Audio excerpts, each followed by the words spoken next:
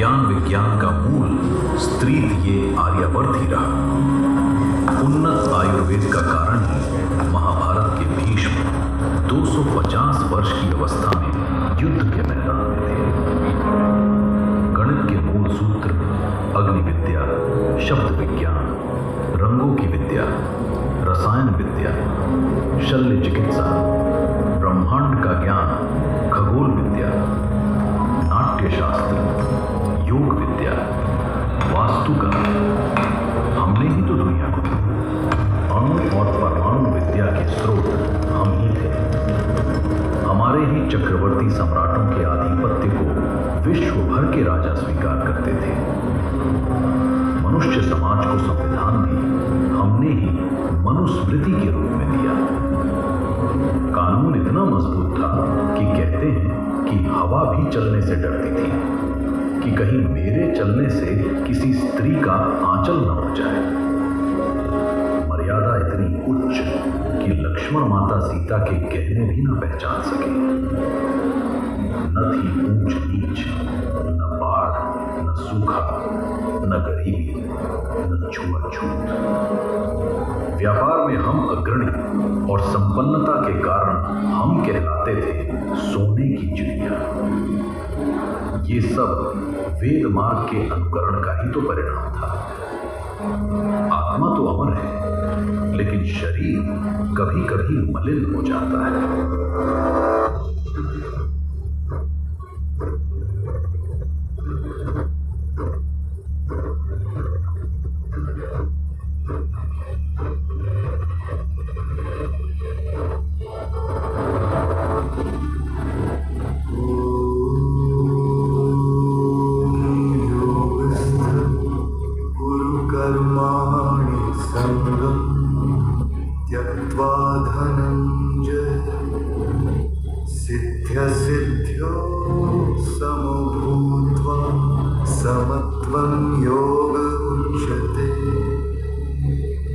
महाभारत के भीषण युद्ध में श्री कृष्ण ने भारत के ज्ञान की झलक मात्र गीता के स्वरूप में सुनाई।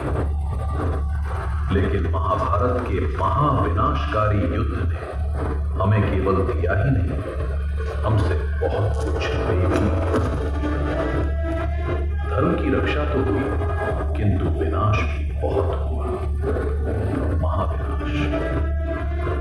युद्ध में धर्म का अनुसरण करने वाले बड़े बड़े योद्धा वीर गति को प्राप्त हुए।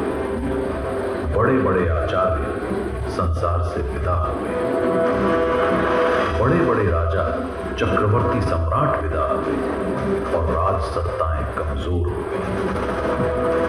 जो बचे उन्होंने अपना स्वार्थ साधने के लिए धर्म की बलि दी और समय के वेग में ज्ञान पीछे छूट गया। वेदों का गलत अर्थ बताकर उसी नए गलत अर्थ को ज्ञान की तरह प्रकाशित किया गया। राजसत्ताएं सेवा का धर्म छोड़कर ऐशो आराम को अपना लक्ष्य बना बैठे।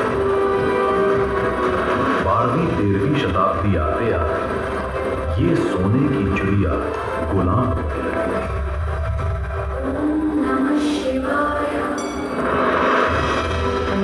जब सोमनाथ का मंदिर लूटा जा रहा था, तब हम हाथ जोड़कर भगवान से प्रार्थना कर रहे थे कि अपनी भी रक्षा करो और हमारी भी।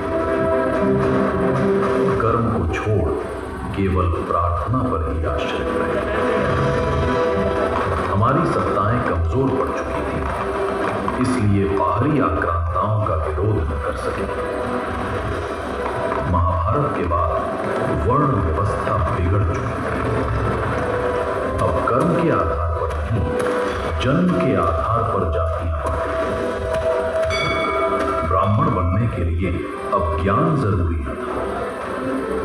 क्षत्रिय कहलाने के लिए न बाहुबल और न अस्त्र शस्त्र की विद्या।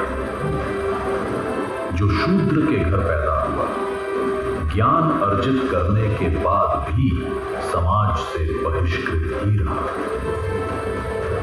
परिणाम स्वरूप जो भारत कभी जगत गुरु हुआ करता था, आज ज्ञान के क्षीण होने से आक्रांताओं राजाओं के अधीन था।